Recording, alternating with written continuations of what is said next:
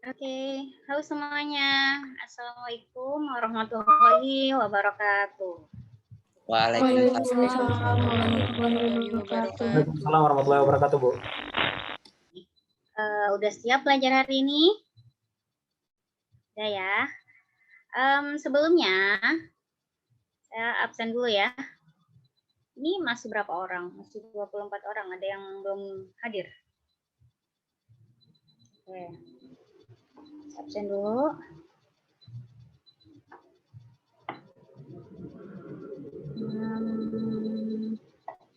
Intan ada? Hadir, Bu. Oke. Kamalia? Hadir, Bu.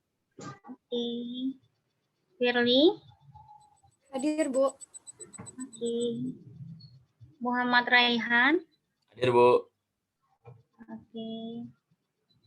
Novita Sari? Novita Sari ada? Gak ada ya? Novita. Ini ada nih. Kemana nih anaknya? Ada, Bu. Kayaknya Ada. sinyal mungkin, Bu. Oke. Terus Wulandari. Hadir, Bu. Oke. Terus Aulia. Hadir, Bu. Ini Endah udah keluar ya. Terus Haba. Haba ada? Mana nih Haba nih? Gak ada ya. Oke. Terus Fahmi, Muhammad Fahmi. Ya, Muhammad Fahmi. Oke. Ahmad Baharu. Hadir, Bu. Oke. Terus Nana Irmanto. Ada? Gak ada ya? Nana Ada, Bu, nggak- ada. Oh, ada. Ada. Mana? Muhammad Gazi. Gazi ada? Ada, Bu. Bu, Mas Nana ada, Bu. Siapa? Mas Nana Irmanto ada, Bu. Oh, Nana, ya udah. Nana udah di absen. Terus Nurul Laila. Hadir, Bu. Di Erlangga. Hadir, Bu. Oh ya, Ronaldo belum di absen. Ronaldo ada? Ronaldo. Aldo ada, Aldo? Mana ya Aldo? Coba saya cek dulu. Aldo. Aldo. Oh, ada. Oke, Aldo ada. Erlangga. Erlangga ada? Hadir, Bu. Oke. Rio. Rio ada, Rio. Rio. Mana nih Rio? Oh, ini ada nih, tapi nggak ada ininya, nggak ada suaranya. Mana nih orangnya? Rio, kemana Rio? Terus Drasbek. Ada? Drasbek mana? Hadir, Bu, hadir. Oke. Hadir, Bu. Terus Kartika. Hadir, Bu. Muhammad Fahrul. Hadir, Bu. Dimas. Oh, Dimas sudah nggak ada ya. Lode. Hadir, Bu. Reiga. Hadir, Bu. Reiga, minggu kemarin kemana? Nggak masuk. Masuk, Bu. Masuk. Oh, di sini Iya, nggak ada. telat. Oh, ada. Ke 30 menit. Oh ya udah, saya absen. Terus Wahyu. Hadir, Bu. Ah. Terus Erlan. Erlan ada? Hadir, Bu. Ah, Ada, Bu, hadir. oke. Zulfa ada? Ada Bu, hadir. Oke. Reza. Reza yang ada? Reza, mana nih Reza? Reza, nggak ada di sini ya Reza. Oke, belum masuk berarti. Terus Adit. Adit ada? Mana nih Adit? Ada nih orangnya. Ada, Bu. Ada, Bu, ada.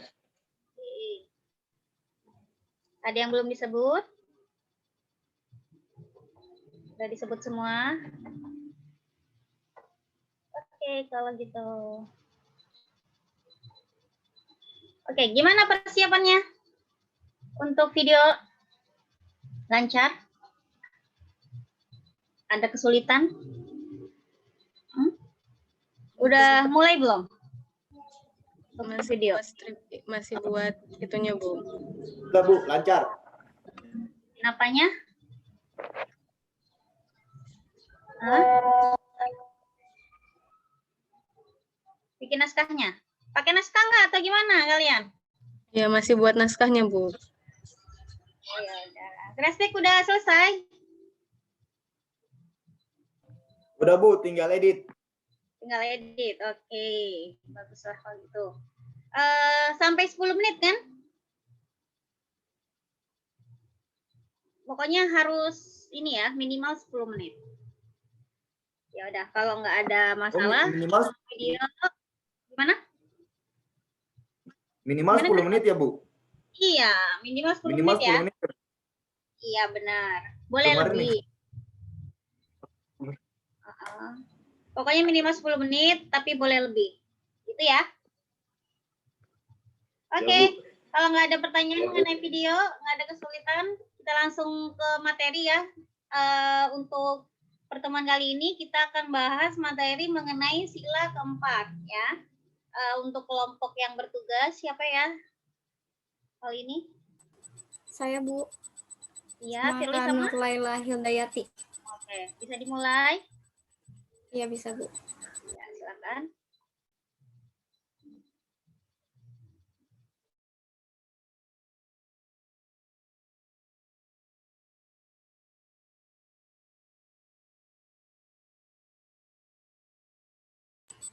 Assalamualaikum warahmatullahi wabarakatuh. Di sini saya akan mempresentasikan dari kelompok 11 dengan judul Sila Kerakyatan yang dipimpin oleh hikmat kebijaksanaan dalam permusyawaratan perwakilan. Dengan saya sendiri, Firly Dinda Putri Azhara bersama teman saya Hildayati. Next ke Hilda. Di sini ada poin-poin pembahasan yang akan dibahas, yaitu ada 3 poin. Poin pertama ada asas kerakyatan dalam negara proklamasi, yang kedua cita-cita kefilsafatan yang terkandung dalam sila keempat, dan yang ketiga hakikat sila dalam sila keempat. Next. Masuk ke poin pertama, yaitu kita ke pengenalan dulu. Istilah Pancasila sebagai dasar negara yang terdiri dari 5 asas atau 5 dasar tersebut diusulkan oleh Insinyur Soekarno sebagai anggota Badan Penyelidik Usaha-Usaha Persiapan Kemerdekaan Indonesia atau yang dapat disingkat BPUPKI dalam sidang pertama BPUPKI pada tanggal 29 Mei sampai dengan 1 Juni 1945, yang mana usulan Insinyur Soekarno tersebut diterima dalam sidang karena usulan Insinyur Soekarno disetujui dalam sidang, maka pada tanggal 1 Juni 1945 dianggap sebagai lahirnya nama Pancasila sebagai dasar negara negara Indonesia merdeka. Asas kerakyatan dalam negara proklamasi yaitu ketuhanan yang Maha Esa, kemanusiaan yang adil dan beradab, persatuan Indonesia, kerakyatan yang dipimpin oleh hikmat kebijaksanaan dalam permusyawaratan perwakilan, 5 keadilan sosial bagi seluruh rakyat Indonesia. Next. Yang kedua, Pancasila sebagai cita-cita dan tujuan bangsa Indonesia. Fungsi sekaligus tujuan negara Indonesia terkandung dalam alinea keempat pembukaan Undang-Undang 1945, yaitu melindungi segenap bangsa Indonesia dan seluruh tempat daerah Indonesia, memajukan kesejahteraan umum, mencerdaskan kehidupan bangsa, dan ikut melaksanakan ketertiban dunia yang berdasarkan kemerdekaan, perdamaian abadi, dan keadilan sosial. Selanjutnya, cita-cita bangsa Indonesia terkandung dalam alinea kedua, yaitu membentuk negara Indonesia merdeka, bersatu, berdaulat, adil, dan makmur. Untuk mewujudkan cita-cita dan tujuan bangsa Indonesia, maka dibentuk suatu pemerintahan negara dalam suatu undang-undang dasar dengan bentuk susunan negara Republik Indonesia yang berdasarkan Pancasila. Dengan demikian, nampak jelas bahwa berdasarkan pembukaan Undang-Undang 1945, Pancasila adalah sebagai cita-cita dan tujuan bangsa Indonesia. Cita-cita dan tujuan itulah yang hendak dicapai oleh bangsa Indonesia. Next. Hakikat silat yang terkandung dalam sila keempat. Bangsa Indonesia merupakan bangsa yang berfalsafah Pancasila. Oleh karena itu, setiap nilai-nilai dalam sila-sila Pancasila harus diaplikasikan dalam kehidupan berbangsa dan bernegara. Sebagaimana sila keempat Pancasila menyebutkan, yaitu kerakyatan yang dipimpin oleh hikmat kebijaksanaan dalam permusyawaratan perwakilan. Berarti yang dikedepankan prinsip bermusyawarah untuk mufakat melalui wakil-wakilnya dan badan-badan perwakilan dalam memperjuangkan mandat rakyat. Pandangan ini memberikan justifikasi bahwa demokrasi di Republik ini dijalankan melalui mekanisme pemilu, yaitu pemilihan umum. Demokrasi yang berkedaulatan rakyat dalam pelaksanaannya perlu dijiwai dan diintegrasikan dalam sila-sila yang lainnya dengan disertai rasa tanggung jawab kepada Tuhan Yang Maha Esa, menjunjung tinggi nilai-nilai kemanusiaan sesuai martabat dan harkat kemanusiaan, menjamin dan memperkokoh persatuan bangsa dan dimanfaatkan untuk mewujudkan keadilan sosial. Adanya demokrasi yang berjiwa Pancasila menyebabkan warga negara saling memandang, menghormati, menerima, dan kerjasama. Untuk slide selanjutnya dijelaskan oleh Kak Nurlela Hidayati.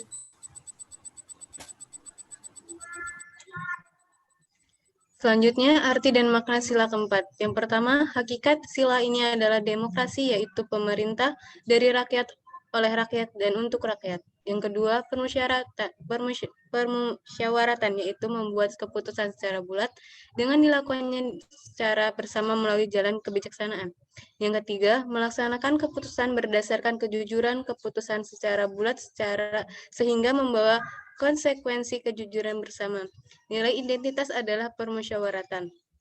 Yang terakhir, terkandung asas kerakyatan, yaitu rasa cinta terhadap rakyat, memperjuangkan cita-cita rakyat, dan memiliki jiwa kerakyatan. Asas musyawarah untuk mufakat, yaitu yang memperhatikan dan menghargai aspirasi seluruh rakyat melalui forum permusyawaratan.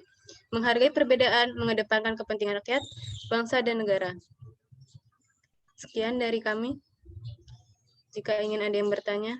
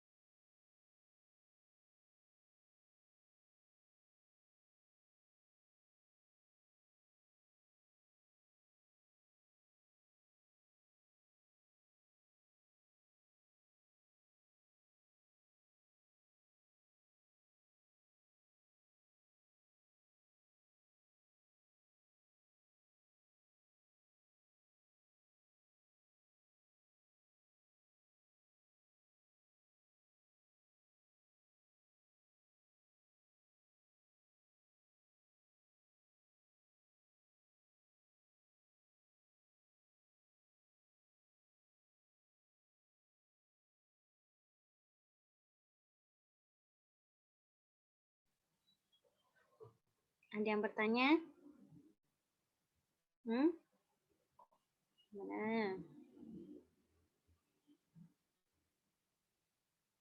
Kalau nggak ada yang bertanya, coba kelompok 4. Kelompok berapa? 11 ya? Iya Bu, 11. Kelompok 11. Buat pertanyaan mengenai sila keempat, tunjuk temannya. Gitu ya Bu. Coba. Yang gampang-gampang aja. Yang berkaitan dengan materi itu. Iya Bu. Sebentar ya Bu. Ya.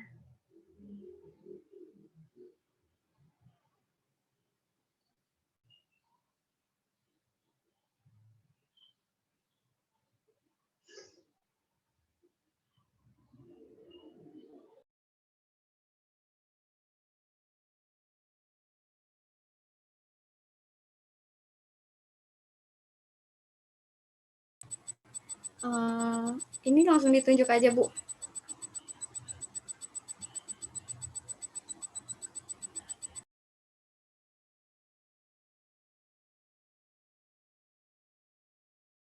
Atau gini aja. Yang ini sekarang tanggal berapa ya? Tanggal 21 ya? Oke. Dari ini aja. Absen 21. Nanti saya lihat dulu. Absen 21. Dimas. Dimas nggak ada ya? Oke, karena nggak ada, berarti absen 22. Lode. Hadir, Bu. Oke, silakan.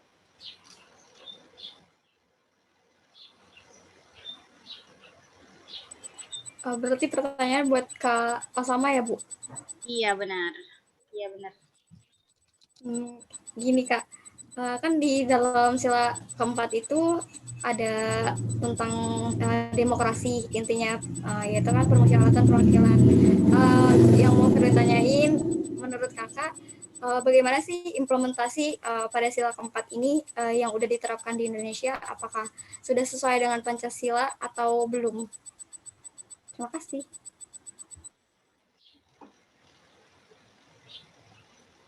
Gimana, Lode? Oke, Bu. Langsung saya jawab ya, Bu. Sip. Ya. Beberapa iya, beberapa tidak. Karena di Indonesia sendiri telah ada beberapa kayak permasalahan seperti pemilihan untuk kepala desa atau presiden itu dilakukan dengan cara pemilihan secara musyawarah, atau ada juga yang secara pengambilan suara kepada orang yang mewakili. Nah, sebelum melakukan pengambilan suara itu pasti ada namanya musyawarah. Siapakah yang pantas untuk memimpin? Ada yang juga tidak dipakai di Indonesia. Apa namanya? Implementasinya itu sebenarnya belum terlalu terpakai secara keseluruhan. Hanya sekedar tahu, tapi kurangnya diimplementasikannya.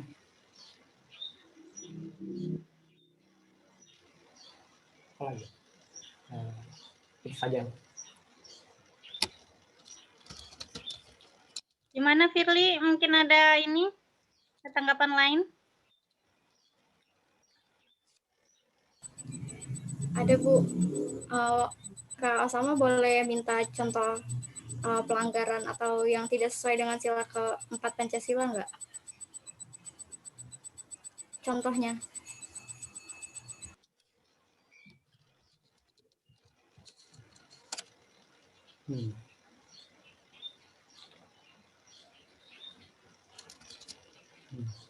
Kayak.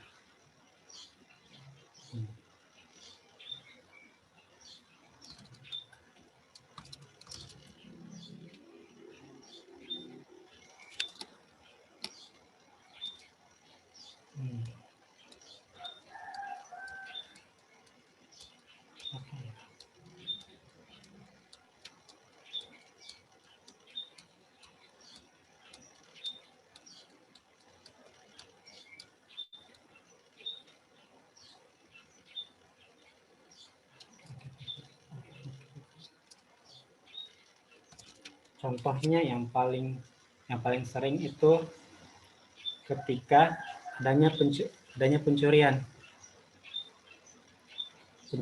di mana orang sudah mengetahui bahwa tidak adanya menghakimi secara pribadi, tidak adanya menghakimi orang itu dengan cara pukul saja. Harusnya dilakukan dengan cara dilaporkannya ke polisi, terus dimusyawarahkan di mana posisinya dia mendapatkan hukum. Apakah itu telah terjawab?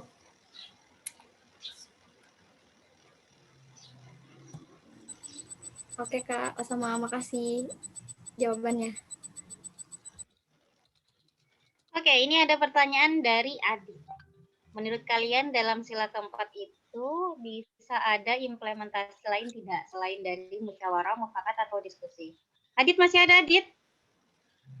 Mana nih orangnya? Adit? Masih, Bu. Oke. Sebelum Ya, kelompok mau yang jawab. menjawab, coba saya pengen tahu pendapat teman yang lain. Laude, coba dipilih. Mau nunjuk siapa? Laude? Laude masih ada? Hadir, Menunjuk Bu. siapa? Ya. Tunjuknya kan ini hari kan tadi nomor 22. Dibagi 2. 11. Berapa? Nomor 11, Bu. Nomor 11. Ahmad Baharu. Coba jawab pertanyaannya Adit.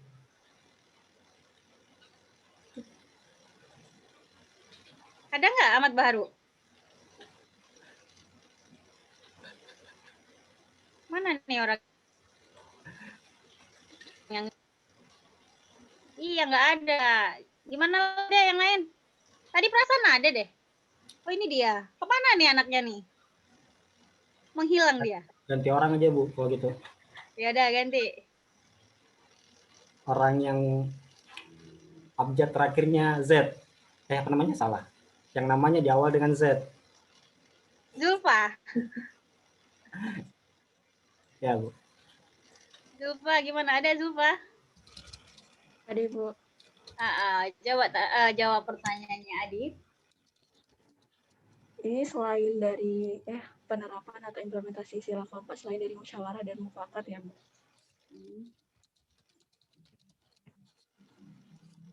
Sebenarnya kan kalau di ini juga kita lihat ngacu ya MPR nomor 2003 kan rata-rata emang setiap warga negara dan warga masyarakat setiap manusia Indonesia mempunyai kedudukan hak dan kewajiban yang sama. Terus tidak boleh memaksakan kehendak orang lain. Terus adanya saling menghargai satu sama lain.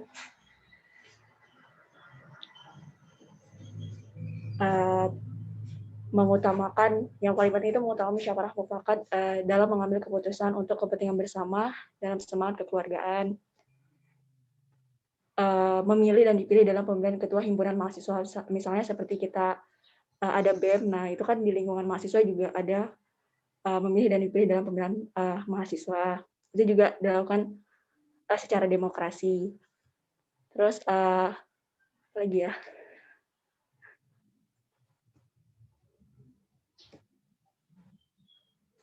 Mungkin itu aja sih, Bu. Oke. Yang presentasi Laila Hidayati, coba gimana menurut Nur Laila? Jawaban Zulfa itu saya, udah Bu, benar atau gimana? udah benar sih Bu, cuman ingin menambahkan saja. Menambahkan kalau implementasinya itu ada yang lain, kayak keputusan yang diambil itu harus dipertanggungjawabkan secara moral dan kepada Tuhan Yang Maha Esa, dan menjunjung tinggi hakikat dan martabat manusia serta nilai-nilai kebenaran dan keadilan.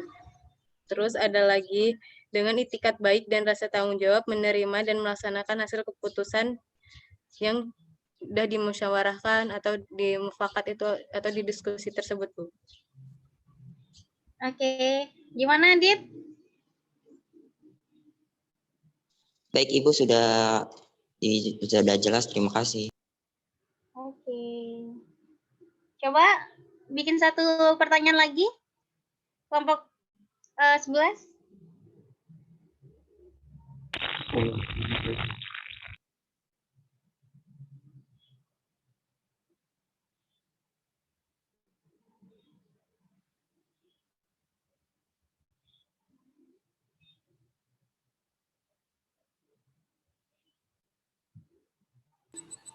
Ibu.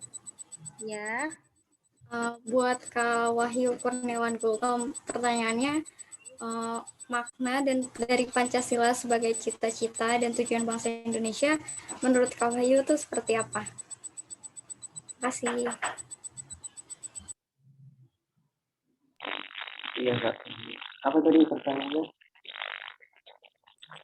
Makna dari Pancasila sebagai cita-cita dan tujuan bangsa Indonesia menurut Kak Wahyu. Iya.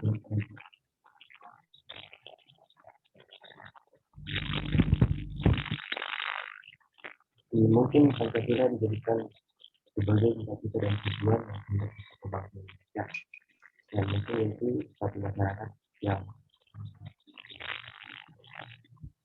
demokratis. Dasar negara Pancasila yang terkandung di dalam Pancasila mungkin yang berkaitan dengan demokrasi undang-undang yang memuat di namanya tujuan. Sedangkan tujuannya yang pertama mungkin melindungi semua bangsa Indonesia dan seluruh usaha Indonesia. Yang kedua mencerdaskan bangsa. Yang ketiga menjadikan kebiasaan umum. Yang keempat itu dengan semakin dimensikan dunia yang ditetapkan kemerdekaan dan yang terjadi yang itu tetap dari itu juga tujuannya.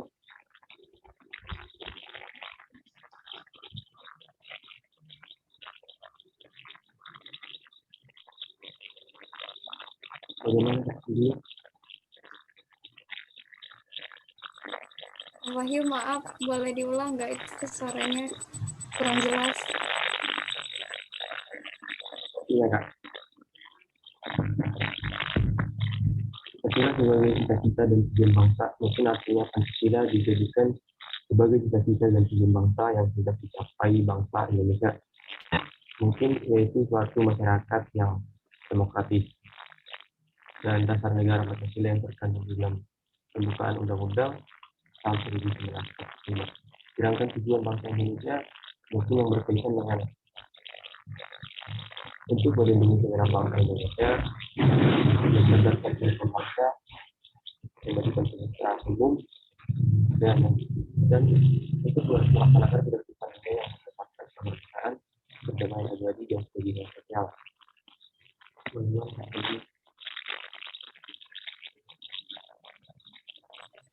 Ya, makasih Kak Wahyu.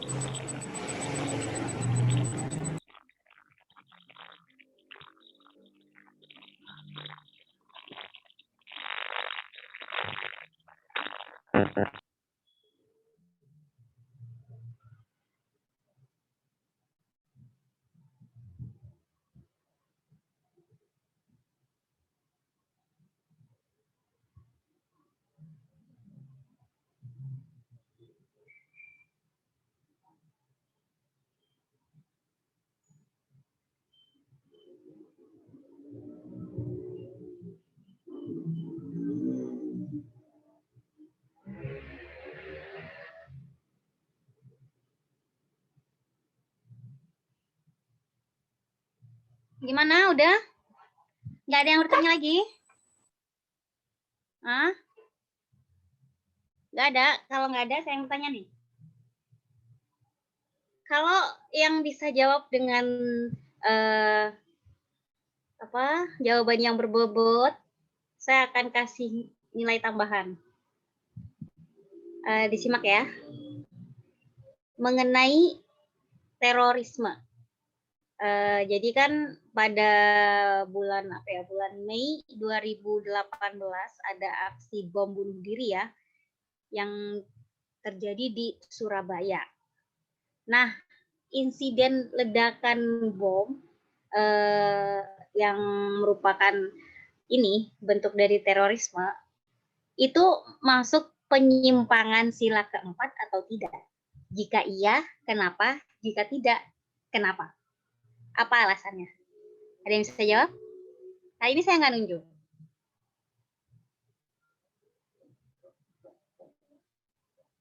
Cukup jelas ya? Ibu, maaf boleh diulang lagi nggak pertanyaannya, Bu? Oh ya, oke. Jadi gini, mengenai aksi terorisme. Jadi pada tahun 2018 Itu kan ada bom bunuh diri yang terjadi di Surabaya. Nah, ini ledakannya ada di gereja Katolik seperti itu. Nah, bentuk terorisme seperti ini masuk pelanggaran dari sila keempat atau tidak? Jika iya, alasannya apa? Jika bukan termasuk dari sila keempat, alasannya apa? Dan yang benar itu sila apa? Sila keberapa? Gitu ya. Ada yang bisa jawab? Ibu boleh menjawab? Oke, coba. Itu kan tadi insiden meledaknya bom yang bunuh diri itu ya Bu di tahun 2018. Menurut saya itu tidak masuk ke sila keempat karena alasannya itu bukan konteksnya bukan menurut musyawarah demokrasi atau secara mufakat gitu Bu, tapi menurut saya yang benar itu menurut pendapat saya ada di sila ketiga karena Persatuan Indonesia yang dimana pasti dia membuat peledakan seperti itu ada motif tertentu di balik itu semua. Saya tidak tahu mungkin motifnya entah, apalagi itu dilakukannya di gereja ya Bu kalau tidak salah tadi. Nah itu menurut saya udah melanggar dari sila ketiga sih Persatuan Indonesia yang dimana kan seharusnya tempat ibadah itu adalah tempat yang sangat nyaman untuk beribadah oleh seseorang, tetapi dia melakukannya di tempat ibadah dan itu menurut saya sudah menunjukkan melanggarnya Persatuan Indonesia yang ada di sini dan melanggar sila-sila Pancasila yang lainnya gitu Bu. Oke, terima kasih Firly. Yang lain? Sama Bu. Ayo Bu, boleh Bu? Ayo Bu. Silakan. Oh, sama. Siapa nih? Siapa dulu? Lode.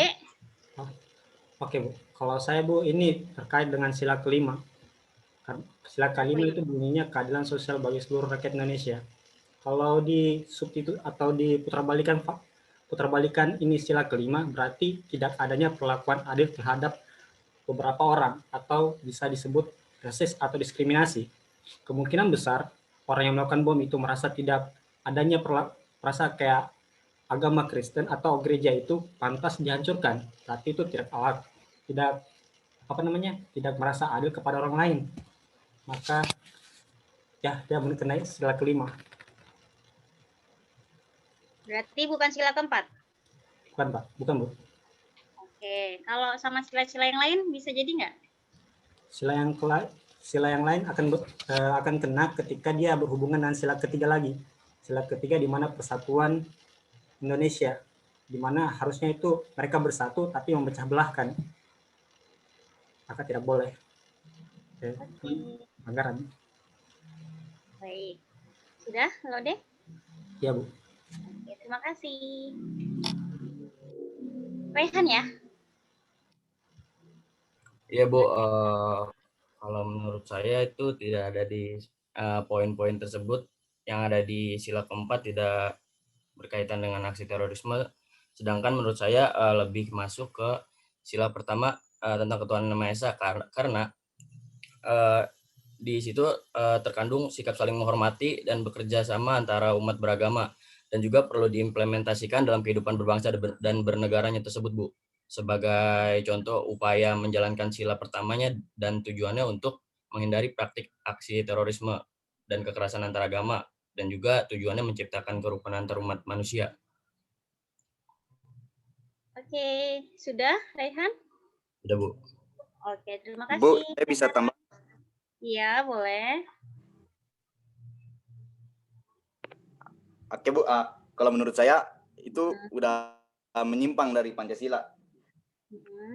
Dari sila 1 sampai sila 5 sih kalau menurut saya. Karena bagi ketuhanan Yang Maha Esa di situ menjelaskan bahwa setiap masyarakat berhak memiliki agamaan mereka masing-masing dan yang tidak boleh diganggu-gugat. Ketika melakukan bom bunuh diri di salah satu tempat ibadah, maka dia sudah mengganggu keamanan dalam beribadahnya orang lain. Dan untuk sila kedua, kemanusiaan yang adil dan beradab, itu salah satu tindakan yang sangat-sangat tidak berperi kemanusiaan dan juga tidak beradab. Karena makan korban jiwa.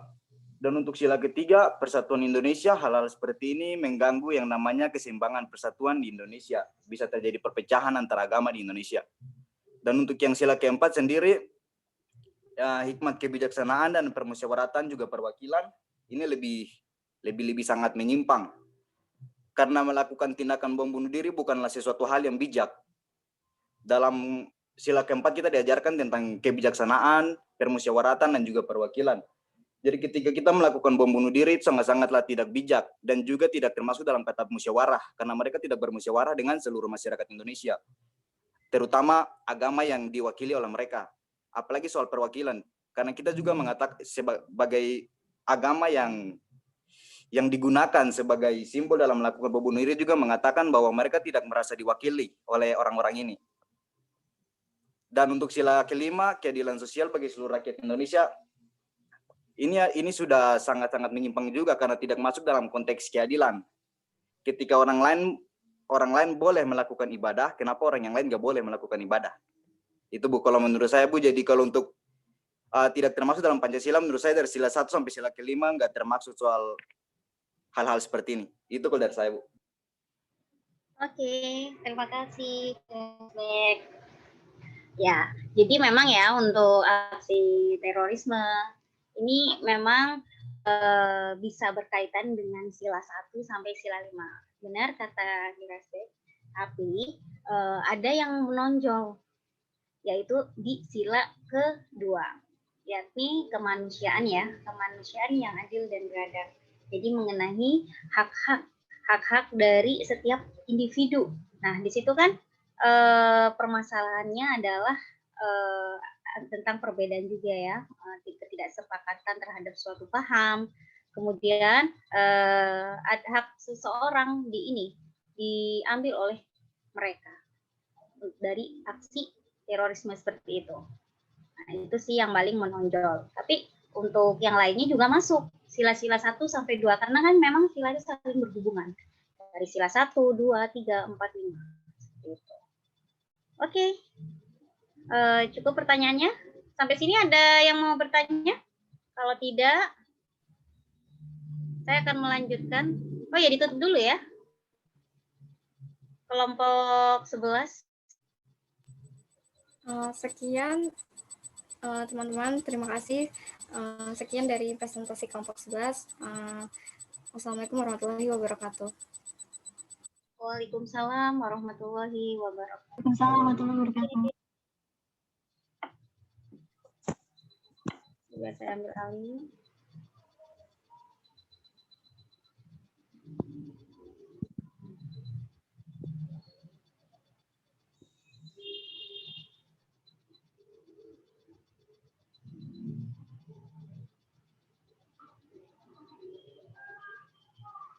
Kelihatan? Kalau baru kelihatan Bu. Ya.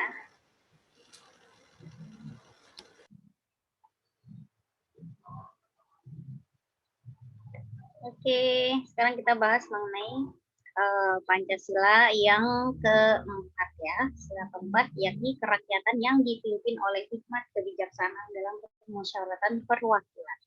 Nah, dalam sila ini digambarkan atau disimbolkan dengan banteng atau kepala banteng ya. Nah, apa sih artinya? Jadi makna kepala banteng sebagai simbol sila keempat itu adalah sebagai lambang yang memiliki makna bahwa masyarakat Indonesia harus senantiasa melakukan musyawarah untuk mencapai kata mufakat. Musyawarah tidak hanya dilakukan dalam pengambilan keputusan, melainkan juga dalam pemecahan masalah. Jadi disimbolkan dengan banteng itu. Jadi masyarakat Indonesia harus selalu melakukan musyawarah. Jadi nggak boleh seenaknya sendiri, harus ada kesepakatan dengan yang lainnya agar tidak terjadi perpecahan seperti itu. Nah, ini disimbolkan dengan banteng. Kemudian makna sila keempat sendiri mungkin tadi udah dijelaskan ya oleh kelompok 11. mengenai maknanya. Jadi yang pertama, kekuasaan rakyat adalah segalanya. Rakyat Indonesia adalah pemegang kedaulatan tertinggi dalam negara dan menjadi pedoman dan penyelenggaraan setiap keputusan pemerintah.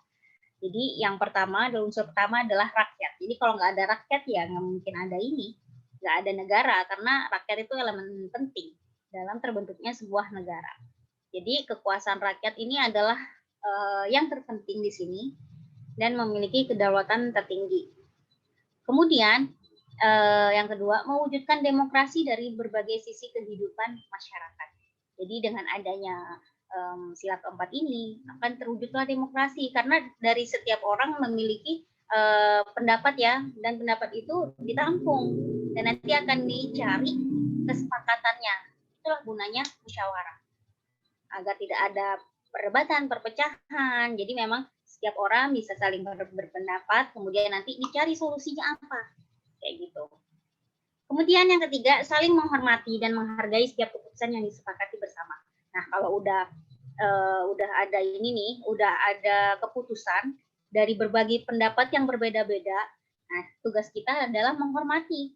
Kalau keputusan bersamanya adalah itu dan kita nggak setuju, nah itu udah menyimpang dari sila keempat. Jadi kita tetap harus mengikuti sila keempat ini, di mana kita harus menghormati dan menghargai setiap keputusan yang sudah disepakati oleh semua pihak. Kemudian yang keempat, musyawarah untuk mencari mufakat. Jadi untuk mencari pembenaran, kita melakukan diskusi seperti itu.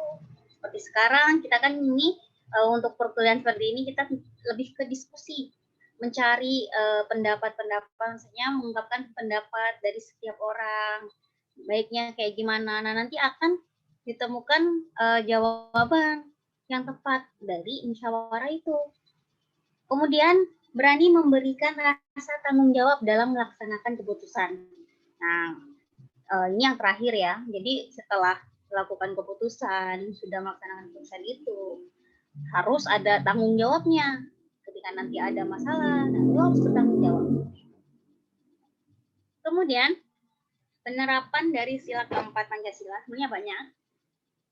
Cuman saya sebutkan 15 ini. Jadi yang pertama ada mengutamakan kepentingan negara dan masyarakat. Jadi itu hal yang terpenting. Kemudian tidak memaksakan kehendak orang lain. Seperti itu. Kehendak sendiri juga kepada orang lain, maksudnya seperti itu. Jadi tidak memaksakan. Karena setiap orang itu memiliki hak-haknya sendiri dan kita nggak boleh memaksakan. Kemudian yang ketiga, mengutamakan musyawarah dalam mengambil keputusan untuk kepentingan bersama. Nah, kita harus mengutamakan musyawarah, jangan seenaknya sendiri, pendapat aku ini nih, pokoknya harus kayak gini. Nah, ini nggak bisa kayak gitu. Jadi kita nggak boleh mementingkan diri sendiri, kita harus dengerin omongan orang lain. Kemudian yang selanjutnya, musyawarah untuk mencapai mufakat diliputi oleh semangat kekeluargaan. Maksudnya gimana sih kekeluargaan? Kekeluargaan itu maksudnya secara damai, tenang, kayak gitu, nggak ada keributan. Jadi mufakat itu harus didasari oleh semangat kekeluargaan tersebut agar tidak terpecah belah. Kemudian yang selanjutnya, musyawarah dilakukan dengan akal sehat dan sesuai hati nurani yang luhur. Iyalah, harus dengan akal sehat. Nggak boleh kalau saat tidak sadar melakukan ini, berpendapat yang ini, yang aneh-aneh jatuhnya ntar. Kemudian, sebagai warga negara dan masyarakat, setiap manusia mempunyai kedudukan, hak, dan kewajiban yang sama. Sudah jelas ya, karena kita sebagai masyarakat memang memiliki kewajiban dan hak yang perlu kita penuhi dan perlu kita dapatkan. Kalau hak yang dapat kita dapatkan, sedangkan kalau kewajiban yang perlu kita laksanakan. Gitu. Kemudian, mengutamakan musyawarah dalam mengambil keputusan untuk kepentingan bersama di atas kepentingan pribadi atau golongan. Jadi musyawarah ini adalah hal yang sangat penting dalam mengambil keputusan dan tidak boleh tidak boleh mengatasnamakan kepentingan pribadi. Kemudian dengan itikat baik dan rasa tanggung jawab menerima dan melaksanakan hasil keputusan musyawarah. Jadi setelah ada keputusan tadi, sudah ditetapkan putusannya dari musyawarah harus dapat menerima seperti itu. Kemudian yang selanjutnya tidak boleh memaksakan kehendak orang lain. Ini budaya. Kemudian musyawarah untuk mencapai mufakat diliputi oleh poinnya udah. Ini 10, 11 udah disebut tadi. Kemudian menghormati dan menjunjung tinggi setiap keputusan yang dicapai, ini udah. Keputusan yang diambil harus dapat dipertanggungjawabkan secara moral kepada Tuhan Yang Maha Esa. Jadi keputusan yang diambil itu harus dapat dipertanggungjawabkan kepada Tuhan. Jadi jangan ini, karena orang lain nggak tahu, kita seenaknya aja gitu. Padahal kan ada Tuhan yang tahu segalanya. Jadi kita harus bisa mempertanggungjawabkan juga kepada Tuhan. Kemudian menjunjung tinggi harkat dan martabat manusia dan keadilan serta mengutamakan persatuan dan kesatuan bersama. Yang terakhir, memberikan kepercayaan kepada wakil-wakil yang dipercaya untuk melaksanakan permusyawaratan. Jadi kita memasrahkan kepada wakil rakyat mungkin DPR untuk melaksanakan permusyawaratan tersebut. Meskipun masih banyak penyimpangan ya ternyata. Kemudian ini ada penyimpangannya yang dilakukan terhadap sila keempat. Jadi penyimpangannya itu banyak warga negara masyarakat belum terpenuhi hak dan kewajibannya di dalam hukum. Nah, memang banyak sekali yang belum terpenuhi di sini hak-haknya dan kewajibannya di dalam hukum. Kemudian ketidaktransparan lembaga-lembaga yang ada di dalam negara Indonesia dan sistem kelembaganya yang menyebabkan masyarakat enggan lagi percaya kepada pemerintah. Nah, banyak ketidaktransparan di sini. Ya seperti ini, seperti adanya korupsi, seperti itu. Jadinya kan masyarakat tidak bisa percaya pada pemerintah. Kemudian yang ketiga, banyak para wakil rakyat yang merugikan negara dan rakyat yang seharusnya mereka adalah penyalur aspirasi demi kemajuan dan kesejahteraan negara Indonesia. Nah, ini yang banyak terjadi, wakil rakyat yang seharusnya menjadi wakil kita, membela kita, justru malah yang menjatuhkan kita kadang. Nah, kenapa kita jadi tidak percaya dengan orang-orang yang harusnya kita percaya sebagai wakil kita? Nah, itu adalah pelanggaran atau penyimpangan yang benar-benar menyimpang dari sila keempat. Kemudian ada lagi pelanggarannya, banyak keputusan-keputusan lembaga hukum yang tidak sesuai dengan asas untuk mencapai mufakat, sehingga banyak masyarakat merasa dirugikan. Nah, banyak juga kesepakatan yang tidak sesuai dengan masyarakat seperti yang sebelumnya itu tentang apa ya, undang-undang ini ya, Cipta Kerja yang itu RUU itu ada yang banyak masyarakat yang tidak sepakat kayak gini, penyimpangan dari sila keempat. Kemudian banyak masyarakat yang kurang bisa menghormati adanya peraturan yang dibuat oleh pemerintah. Ini juga ternyata dari masyarakatnya, jadi kita nggak hanya menyalahkan pemerintah juga, ternyata kita sendiri pun juga banyak menyimpang. Misalnya hal yang kecil aja lah, tertib lalu lintas. Masih banyak yang nggak pakai helm kalau keluar, masih banyak yang melanggar peraturan dari lampu merah. Nah, itu banyak banget kan nih kayak gitu. Nah, dari kita sendiri juga masih banyak yang menyimpang dari peraturan-peraturan itu. Kemudian yang terakhir, demonstrasi yang dilakukan tanpa melapor kepada pihak yang berwajib, seperti itu. Nah, kayak gini demonstrasi kan memang harus ini ya, harus melapor, tapi ada banyak kejadian yang justru tidak melapor dan akhirnya berakibat fatal dan banyak orang yang terluka, seperti itu. Kemudian sikap-sikap positif, hak dan kewajiban sesuai sila keempat. Jadi dalam berbangsa dan bernegara sebagai warga negara kita harus selalu bersikap positif memang. Ya sebagai inilah, biarpun dalam kehidupan kita pun nggak hanya dalam ini, dalam kehidupan sehari-hari kita harus banyak berpikir positif. Dari pikiran-pikiran positif itu akan ada kebaikan-kebaikan. Kalau dalam Pancasila tersifatnya persatuan, kedamaian, dan kesejahteraan rakyat, seperti itu. Jadi dengan adanya sikap positif kita dapat berpikir dengan jernih Setelah ada masalah, kalau kita berpikir positif, kita akan menemukan solusi yang terbaik. Tapi kalau kita berpikiran negatif, langsung emosi, yang ada ini masalahnya nggak kelar, justru malah bertambah kayak gitu. Nah, ini pentingnya. Kenapa kita harus tetap berpikiran positif ketika diliputi oleh suatu masalah. Nah, sikap positif dan hak kewajiban sesuai sila keempat ini, yang pertama adalah mencintai tanah air. Nah, ini adalah jiwa nasionalisme. Kemudian menciptakan persatuan dan kesatuan.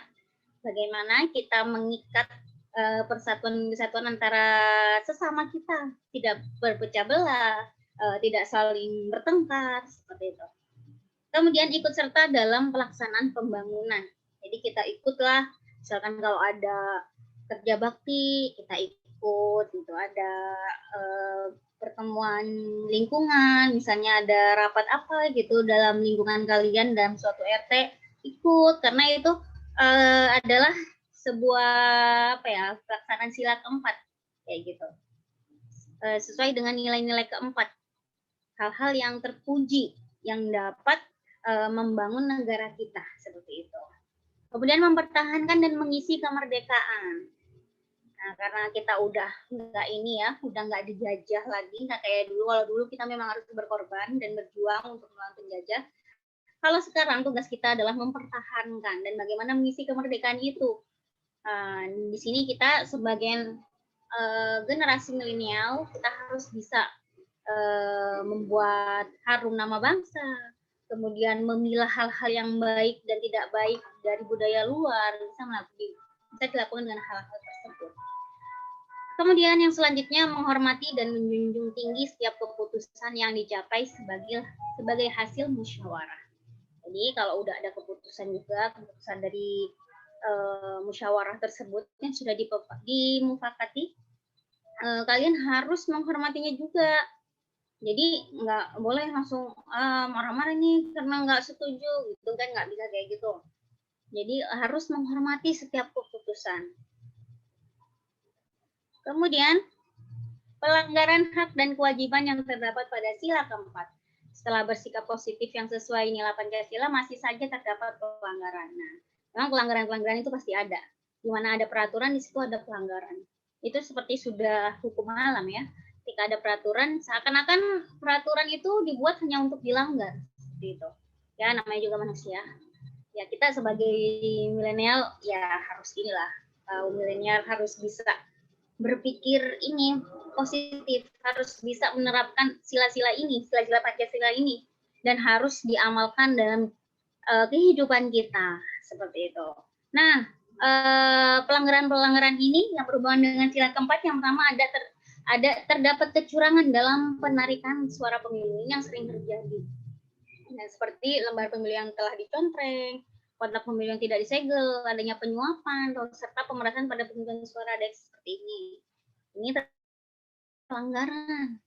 Kemudian adanya sengketa lahan, baik lahan sawit atau lahan lainnya yang sekarang ini sudah menjadi hal yang lumrah dilihat dan didengar. Nah, sengketa lahan ini juga menjadi hal yang sangat tidak boleh dilakukan, dan ini adalah hal yang menyimpang dari sila keempat. Jadi kita seharusnya sebagai masyarakat harus bisa memperkuat solidaritas, persatuan, kemudian sikap gotong royong, seperti itu.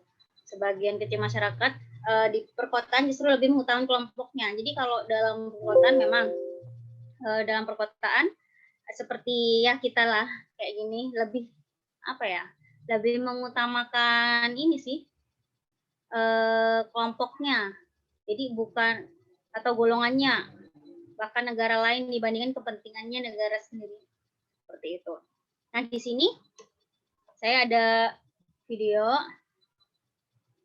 untuk referensi kalian, sambil dicermati juga. Ini apa sih? Ada chat? Oh, Reja baru datang.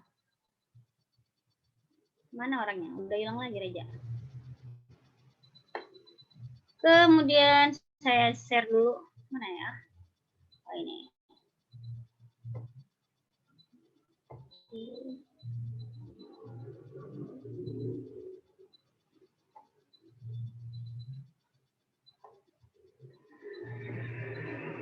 bisa jadi referensi buat kalian. Oh, sih. Ini udah kelihatan? Udah kelihatan belum? Belum, Bu. Baru Belum. kelihatan. Baru kelihatan, Bu.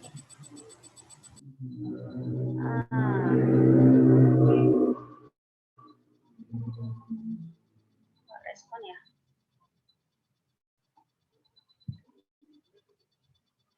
Oh, mau ya, bentar.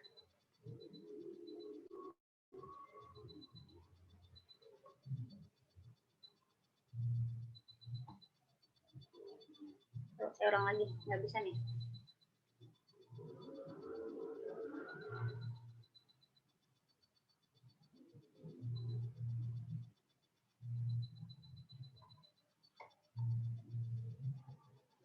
Bentar ya.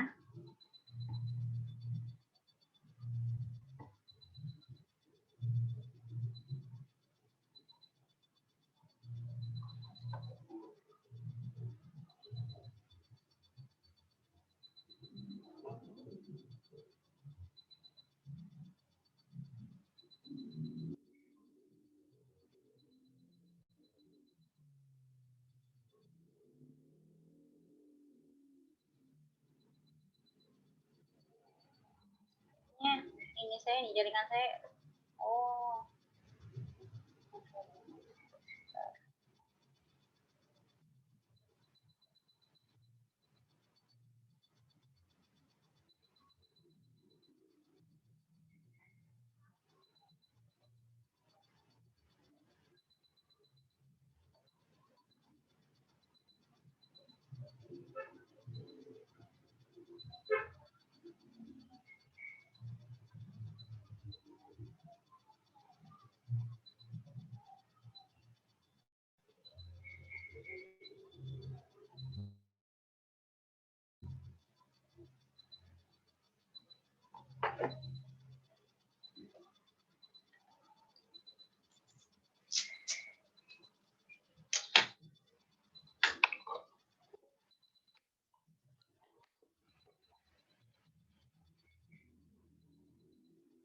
Di sini nggak bisa.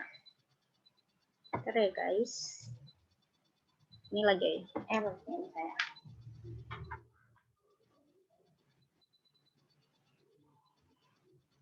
Saya ganti browser dulu.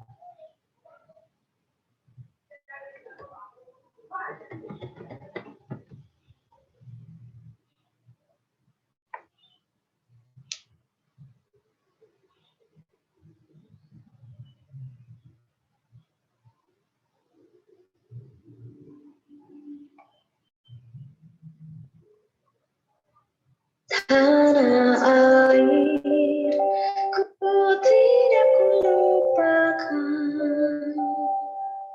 kan terkenang selama hidupku. Biarpun saya pergi jauh. Pancasila merupakan pedoman bangsa Indonesia. Sudah Di terlihat? dalamnya terdapat nilai-nilai yang dijadikan landasan bangsa Ya Bu, sudah terlihat. seluruh rakyat Indonesia. Ku tidak lupakan, kan terkenang selama hidupku. Biarpun saya pergi jauh. Pancasila merupakan pedoman bangsa Indonesia. Di dalamnya terdapat nilai-nilai yang dijadikan landasan bangsa dan dilaksanakan oleh seluruh rakyat Indonesia. Kisah ini berawal dari sekelompok mahasiswa dengan perbedaan karakter yang dimiliki oleh masing-masing mahasiswa yang baru dipertemukan dan sedang dalam proses pengerjaan tugas.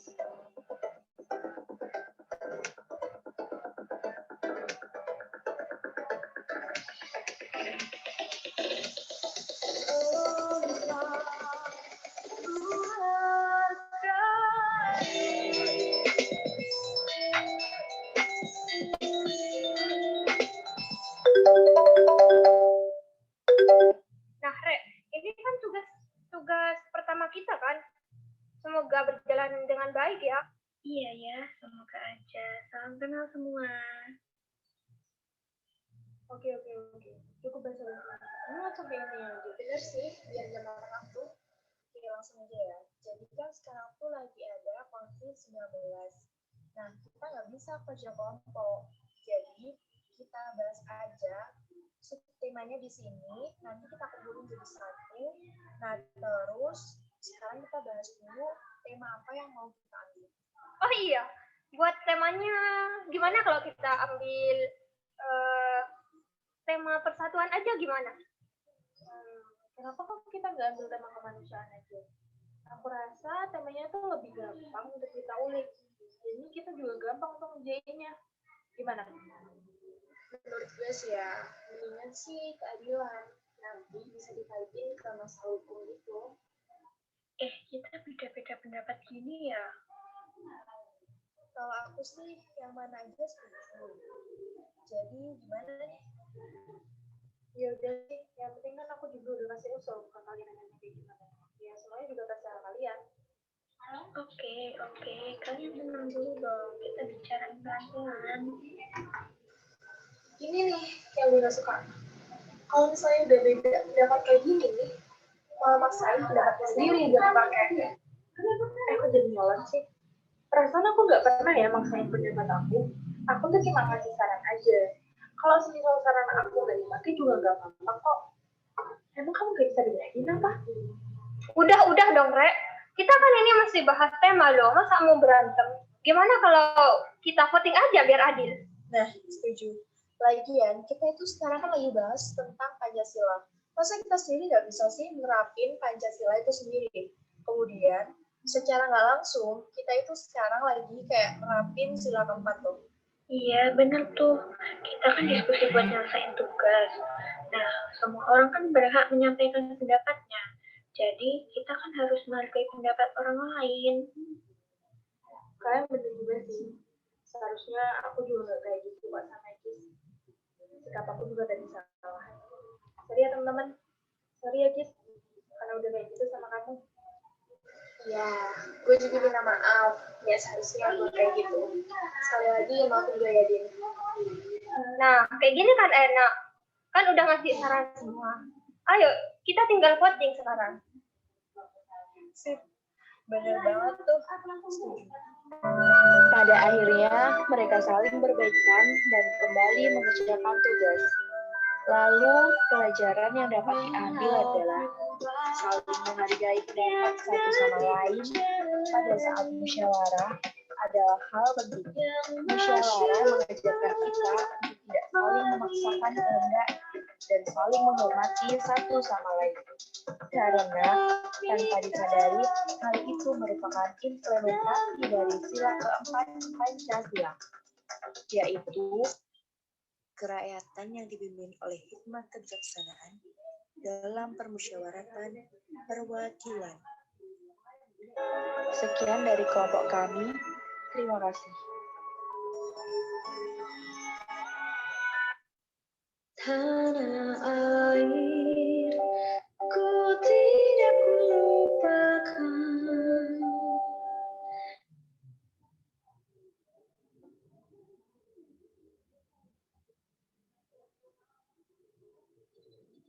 Oke, cukup ya. Tadi kedengeran ya videonya, bisa ditonton. Sampai sini ada Iya, pertanyaan bisa, nggak? Bu. Sampai sini ada pertanyaan? Kalau dari video tadi kan mengenai ini ya, tugas kelompok. Jika kita mengerjakan tugas kelompok, itu ada sebuah perdebatan lah. Nah, ini perdebatan yang seharusnya dihindari. Nah, ini termasuk dalam penerapan dalam sila keempat. Gitu. Kalian juga bisa ambil contoh dari situ. Tapi kalau untuk kalian tugasnya itu ya, untuk tugasnya, dari referensi yang saya buat, ya jangan niru banget gitu. Maksudnya itu hanya referensi aja. Tetap idenya dari kalian ya, harus seperti itu. Sampai sini ada pertanyaan nggak? Ini pertemuan terakhir sebelum UAS ya, Bu? Enggak, masih ada lagi. Kan UAS masih tanggal berapa ya? Kalau nggak salah, masih 3 minggu lagi ya? 3 kali pertemuan. Oh ya, kemarin kan saya ini nih, ada yang belum ya pertemuannya, ada yang kurang. Kayaknya untuk minggu depan bisa lah ya, ntar kita ketemu lagi. Untuk hari Kamis atau hari Jumat gitu, nanti saya tanya dulu ke Pak Agung. Jadwal kosong kalian kapan. Nanti kita ketemu lagi ya untuk pertemuan selanjutnya. Jadi untuk kelompok berikutnya itu kelompok 12 ya. Sila kelima ya, nah itu dipersiapkan. Jadi nggak sampai Senin. Jadi hari apalah, hari Kamis atau hari Jumat kita ketemu lagi. Jadi tolong dipersiapkan untuk kelompok berapa, 12. Siapa kelompok 12? Ada nggak di sini? Ini mana nih orang-orangnya? Jangan pada pergi semua nih. Ibu kelompok 12 Muhammad Gazi sama Muhammad Fahmi, Bu. Oh ya, Gazi ada Gazi? Mana Gazi? Itu Bu, Gazi itu lagi ngelayat ke rumah saudaranya meninggal. Oke, terus Gazi sama siapa tadi? Muhammad Fahmi, Bu. Fahmi. Muhammad Fahmi. Iya. Fahmi ada? Mana Fahmi? Ini ada nih di sini, tapi orangnya ada nggak nih? Nyimak nggak nih? Fahmi. Mana nih? Fahmi? Wah, nggak nyimak nih. Ini yang dinamakan ada orangnya tapi nggak ada raganya. Oh, ada. Ya, Fahmi, kan kelompok 12 ya. Oh iya, baik, Bu. Itu persiapkan ya. Jadi kalau nggak Kamis, Jumat, nanti saya pokoknya atur jadwal dulu, saya tanya dulu ke Pak Agung, bisanya kapan. Kamu persiapkan ya untuk makalah dan PPT-nya. Jadi kita ketemu lagi kalau nggak Kamis, Jumat, gitu ya. Oke. Tadi ada yang bertanya? Nggak ada? Ini siapa nih yang bilang ini? Oh, mirip rencana kami. Erlan, kenapa nih Erlan? Ini Bu, saya juga mau bikin yang kan sila keempat juga. Sila keempat, oke. Terus mau bikin video call gitu juga. Rencananya di video call itu kami pengen ketemuan, tapi nggak bisa karena COVID. Jadi kita bikin mirip kayak musyawarah gitu. Oh gitu. Ya nanti dibuat berbeda aja ya. Jangan sama persis kayak gitu. Masalah rencananya emang dari awal udah begitu, Bu. Oh gitu. Ya udah diubah aja ya. Bu. Iya. Soalnya itu juga udah ada di YouTube kan. Nanti kalian juga upload di YouTube juga. Jadi dibuat berbeda aja. Bu. Oke. Jadi kalian gini, kan mungkin kalian sebelum bikin lihat-lihat YouTube kan, referensi. Nah, kalau yang udah ada di YouTube, jangan disamain persis. Ya mungkin konsepnya boleh sama, tapi gimana penyajiannya dibedakan lah, kayak gitu ya. Jangan sama persis banget. Ada beberapa yang dibedakan seperti itu. Oke? Oh iya, Bu. Tadi kalau yang di video tadi itu alasan dia video call kenapa, Bu? Tadi putus-putus di saya. Jadi nggak kelihatan Iya, semuanya. dia mau kerja kelompok juga. Tapi kan nggak bisa ketemu karena COVID. Jadi video call kayak gitu. Nah, di sela-sela diskusi mereka ada perdebatan kayak gitu. Nanti konsepnya Erlan dibuatnya beda ya. Kayak gitu. Jangan sama. Iya, Bu. Jadi nggak sama videonya kan sama-sama dipublikasikan. Biar nggak plagiasi aja sih gitu ya. Biar nggak sama. Iya, Bu, banget. Yang lain juga kayak gitu. Bisa lihat referensi dari YouTube. Nanti kalau ada yang sama ya konsepnya diubah. Jangan sama persis. Kayak gitu. Oke. Terus ini Nana, mau videonya minimal apa maksimal? Ini minimal 10 menit. Jadi maksimalnya boleh lebih, terserah kalian berapa. Jadi minimal banget 10 menit. Jadi kalau emang video kalian dikit, ya dibuat 10 menit. Gimana caranya biar 10 menit? Bisa ditambahin animasi, bisa ditambahin audio. Ya gimana cara ngeditnya lah, kayak gitu. Ya. Terus bagusnya tuh emang ada ini sih, ada yang kayak tadi tuh. Jadi pemerannya tuh siapa aja, ditaruh di awal kayak gitu, ditunjukin. Bisa pakai foto kalian, ya bisa pakai ini, nggak foto juga sih, bisa potongan dari kejadian-kejadiannya itu dimasukin terus dikasih nama kalian. Ya dibuat sekeren mungkin lah, kayak gitu ya. Terus ada lagi pertanyaan? Oke, udah paham, Bu. Mau izin bertanya deh, Bu. Ya, boleh. Silakan ya, Rongga. Gimana?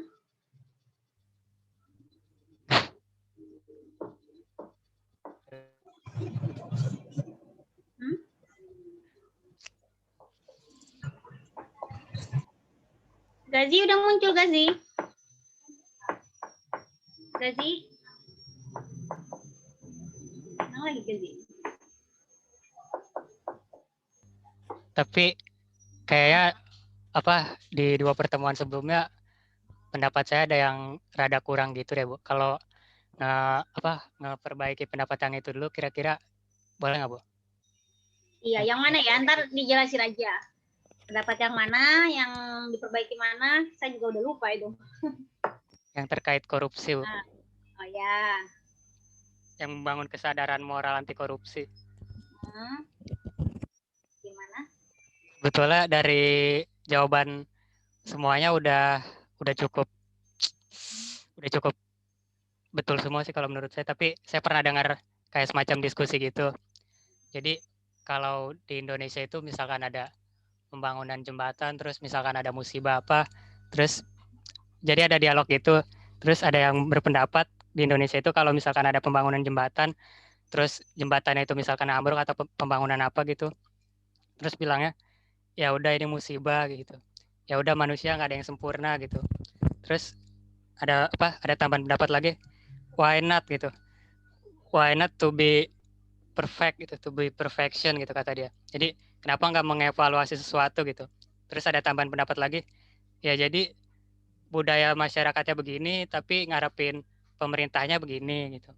Jadi kalau politikusnya ngomongnya ngaco-ngaco, ya emang budayanya begini gitu, tapi ngarepinnya ke sana gitu. Jadi intinya budaya di sini nggak terbiasa mengevaluasi sesuatu gitu, melihat sesuatu secara mendalam gitu. Terus kalau ya sebetulnya dari jawaban-jawaban semuanya udah cukup ini sih. Terus di Indonesia sebetulnya udah melakukan penegasan di bidang pendidikan dan bidang hukum sih, tapi mungkin dari keseluruhannya belum melakukan budaya masyarakatnya belum terlalu ya gimana gitu. Terus ada diskusi lagi misalnya dari orang yang ada di dalam politiknya itu langsung. Jadi kalau di misalnya di dalam misalnya DPR-nya itu sendiri sebetulnya celah untuk korupsinya itu terlalu banyak, itu terlalu longgar gitu. Jadi solusinya perlu ada orang gila gitu, orang yang berani untuk ngedobrak kebobrokan yang ada di dalamnya itu gitu. Misalnya kayak di Indonesia, misalnya udah terbukti kayak Menteri Perikanan Bu ini gitu misalnya, terus Bu Puja Susti gitu misalnya, terus kalau di dunia jurnalistik misalnya siapa gitu udah, terus misalnya dari tahun yang kemerdekaan misalnya Soekarno sama angkatannya gitu, ya dari 2 pertemuan yang tentang membangun kesadaran moral anti korupsi, terus gimana menekan angka korupsi, ya 2 jawaban itu tadi sih dari pendapat yang saya dengar, bukan dari pendapat saya pribadi sih. Terima kasih, Bu. Oke, terima kasih Erlangga. Itu yang korupsi sila keberapa ya kemarin? Sila kelima ya, Bu? Apa kedua ya? Antara kelima atau kedua deh, Bu, saya lupa. 5 apa 2? 5 apa 2? Kalau 5 kok bisa? Kok bisa 5? Kedua, Bu, kalau nggak salah. Keadilan sosial bagi seluruh rakyat Indonesia. Adilnya dari mana? Kalau misalkan dari korupsi itu? Ya kalau mengambil kalau menurut pendapat saya, kalau mengambil hak rakyat atau mengambil yang nggak semestinya, itu nggak adil aja sih jadinya, nggak sesuai. Oke, ya udah. Oke, terima kasih Erlangga. Yang lain ada yang ini nggak? Gimana? Saya mau nanya dikit deh, Bu. Oh iya, boleh. Kan tadi itu kan ada video tentang kayak perdebatan gitu ya, Bu? Iya. Terus pertemuan sebelumnya saya jelasin tentang skripsi PKN segala macam gitu. Jadi atau anime kalau melihat sesuatu kan secara mendalam gitu, secara lebih luas. Terus melihat dari akar-akarnya gitu. Jadi mempelajari sesuatu, misalnya ngerjain tugas kuliah juga jadi lebih mudah gitu ngerjain sesuatu apapun itu. Jadi juga misalnya ada yang misalkan ngasih logo misalkan ini itu, terus buat ini itu. Jadi kalau ngejelasin misalkan sejarahnya dulu, jadi ada fundamentalnya gitu, ada akar-akarnya gitu. Pertanyaan saya, ya jadi kalau fundamental sama akar-akarnya udah terbangun, jadi misalkan ada yang mempelajari olahraga nih, atau mempelajari mendalami game atau mendalami olahraga atau mendalami dunia jurnalistik, kesana-kesana jadi lebih connect gitu, jadi lebih dalam gitu. Terus ada yang pendapat juga jangan muter-muter gitu, padahal untuk mengkonfirmasi gitu supaya lebih nyambung gitu jadinya. Jadi pertanyaan saya yang tadi yang terkait sila keempat ini sama yang video tadi, pertanyaan saya, apa pendapat Ibu dengan orang yang memiliki pemikiran sempit, besar kepala, dan tidak mendalami sesuatu dari akar-akarnya dan fundamentalnya secara mendalam terkait suatu pendapat yang diutarakan terkait sila keempat? Oh, maksudnya gini, ketika seseorang memiliki pikiran sempit, maksudnya nggak mau menerima kurang lebih pendapat seperti itu, Bu. Jadi misalkan ada yang mengutarakan pendapat, dia terlalu berpemikiran sempit, besar kepala, dan tidak mau mendalami sesuatu itu secara mendalam. Apa pendapat Ibu terkait dengan orang tersebut, Bu? Ya, jadi memang ya, kalau dalam tadi sudah dijelaskan juga ya oleh saya, dalam sila keempat ini kita harus menghargai pendapat orang lain. Terus tapi kan dalam diskusi emang pendapat itu beda-beda. Setiap orang itu memiliki pendapat yang berbeda-beda. Nah, dari perbedaan itu biasanya ada terjadi pelanggaran, terjadi konflik. Karena memang perbedaan itu ada dampak dari suatu perpecahan. Akibat ya, kayak gitu, dari suatu perpecahan kayak gitu. Akibat kan sebab dari sebuah pecahan. dari pendapat yang berbeda-beda itu, kemudian jadilah konflik. Nah, kalau misalkan ada orang yang berpikiran sempit,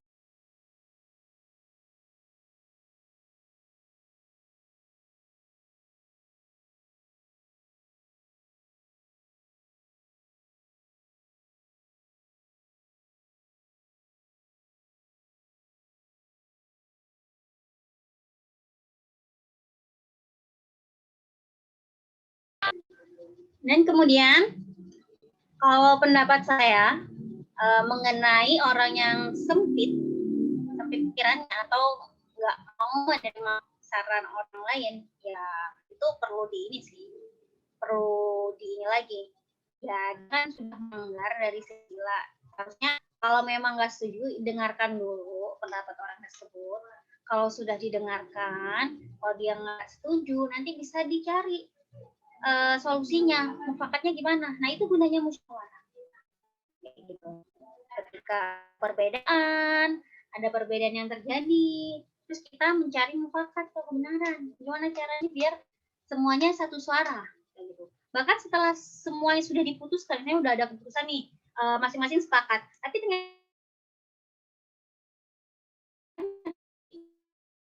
balik lagi ke sila keempat, di mana kita harus bisa menghargai setiap keputusan tersebut. Gitu ya, Erlangga, bisa dipahami Erlangga? Ya bisa Bu. Baik Bu, terima kasih Bu penjelasannya. Oke, sama-sama. Yang lain? Ada pertanyaan? Bu, mau nanya dong. Boleh. Faru? Ibu tadi kan bahas yang bom bunuh diri yang di Surabaya itu ya kan? Nah, waktu itu saya pernah lihat yang bom bunuh diri di Makassar tahun berapa ya? 2020 apa 2000 berapa tuh? Tahun lalu sih, Bu. Yang di masjid apa di gereja juga sama. Yang suami istri, istrinya kan selamat tuh, Bu. Yang terorisnya siapa? Yang suaminya? Enggak, dua-duanya, Bu, seharusnya. Tapi istrinya selamat. Terus? Nah, waktu itu ada statement dari si istrinya bahwa dia tetap maksudnya ideologinya itu maksudnya Islam, tapi Islamnya yang melenceng kayak gitu, Bu. Itu termasuk juga nggak ideologi yang mempengaruhi pembunuh diri? Oh, Islam yang ini ya, yang kayak fanatik banget gitu. Iya, waktu itu ada videonya sih, saya lupa di mana gitu. Saya dengerin. Jadi pada dasarnya memang ada ideologi itu kan pemikiran seseorang ya. Dan itu sudah tertanam banget di dalam pikiran dia. Kalau dia pemikirannya seperti itu masuk ke ideologi. Tapi mungkin ininya terlalu ekstrim sehingga menyimpang kayak gitu, sehingga melukai orang lain. Dia merasa dirinya benar melakukan itu, padahal nggak harus kayak gitu. Itu masuk ke ideologi juga. Karena kan pemikiran dari seseorang. Ideologi adalah pemikiran.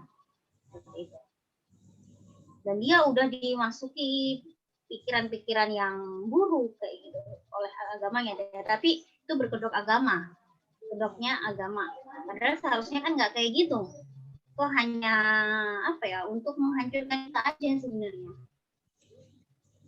Agama tidak menyerukan untuk membunuh orang lain, biarpun dia berbeda kan nggak boleh. Bahkan Nabi Muhammad sangat menyayangi, maksudnya menghormati orang yang sangat membenci dia, kayak gitu.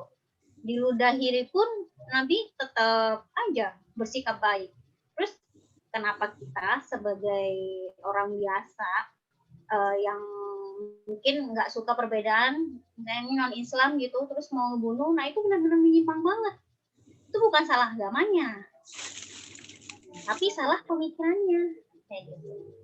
Salah pemikirannya, pemikiran yang entah kemana itu kok bisa jadi kayak gitu, ada hasutan kanan kiri yang dilebihkan, ditambah-tambahkan, dilebihkan, dikurangi, bisa menjadi ideologi seperti itu, kayak gitu. Jadi bisa menjadi pemikiran seperti itu. Jadi sekali lagi bukan agamanya yang salah, tapi pemikirannya. Bu, kalau misalnya apa ya, kan waktu itu umur istrinya sekitar di atas 20. Nah, berarti sebelum dia melakukan itu berarti sebelumnya biasa-biasa aja dong, Bu ya? Terus pas di umur berapa baru dia didoktrin seperti itu, seperti ini? Iya, bisa jadi seperti itu. Jadi orang tuh awalnya mungkin ada juga yang mungkin ke agamanya masih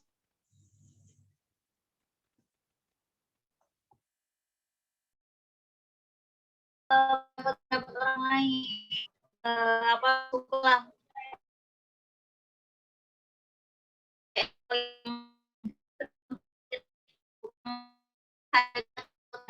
biasanya kayak gitu. Ada juga yang memakai ini sih kayak apa ya, semacam ilmu hitam, ada yang seperti itu juga kabar-kabarnya. Ada juga yang seperti itu, ada yang tidak. Jadi nggak sepenuhnya dia itu sadar hal yang dia lakukan itu. Kadang kan sampai ada yang lupa keluarganya kayak gitu. Nah itu terlalu ini banget hasutannya. Itu membuat dia menyimpang kayak gitu. Padahal dia awalnya nggak kayak gitu.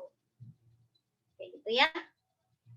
Jadi sekali lagi kalau hal yang kayak membunuh orang lain, membuat orang lain selera, itu bukan hal yang baik. Dan itu bukan masuk ke ajaran agama. Dia hanya bertopeng aja, bilangnya, oh ini demi agamaku, kata agamamu gini. Enggak kayak gitu. Agama nggak mengajarkan seperti itu. Dianya aja yang buat-buat. Yang mungkin salah mengartikan ini ajaran. Justru Nabi kita malah lebih suka, memang baik ya terhadap semua orang, bahkan yang beda agama. Terus kenapa kita malah mau bunuh orang yang beda agama? Itu benar-benar nggak boleh kayak gitu ya. Oke, gimana Faruk? Oke, Bu. Yang lainnya? Ada yang mau ditanyakan sebelum kita akhiri sesi ini? Nggak ada? Bu, ada yang lupa saya tambahin. Jadi menurut pendapat saya, berpendapat dan bermusyawarah adalah bagian dari mengevaluasi sesuatu. Nah, emang ketika berpendapat dan musyawarah itu emang tujuannya untuk evaluasi ya, entah untuk diri sendiri, kelompok atau golongan kayak gitu. Tujuannya untuk mencari kebenaran kayak gitu. Oke, terima kasih Erlangga. Yang lainnya ada yang mau ditanyakan? Saya tutup. Kalau nggak ada, saya tutup sampai sini. Ya, jangan lupa kelompok 12 disiapkan makalah. Tadi Gazi sama Muhammad Fahmi. Kalau misalkan Gazi atau Muhammad Fahmi nggak tahu, lupa tolong nanti beritahu ya. Ingatkan, jangan sampai Jumat atau Kamis belum siap. Nanti saya cari jadwal dulu. Oke?